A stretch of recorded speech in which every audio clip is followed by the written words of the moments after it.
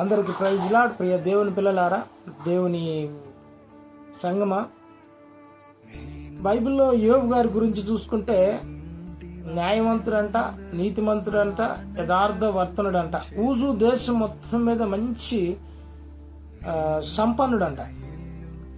యోబు పలానా పాపం చేశాడని బైబిల్లో రాయబడలేదు.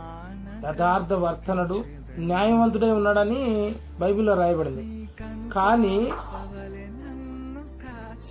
అపవాదికి ఈ యోబు మీద కొంత ఈర్ష్య కలిగింది.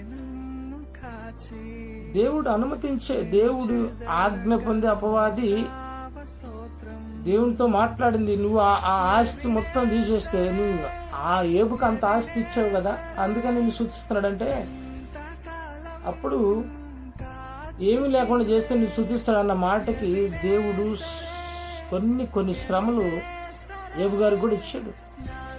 యోబు అంత స్థితిలో ఆరోగ్యం క్షీణించింది, ఆస్తి పోయింది, గొడ్లు పోయినాయి, అన్ని పోయినాయి, పిల్లలు కూడా చనిపోయారు. కానీ దేవుడు యెహోవానే తీసుకొని పోయినా అని చెప్పి మాట అని దేవుని స్తుతించాడు. కానీ ఏమాత్రము నిరాశ చెందల.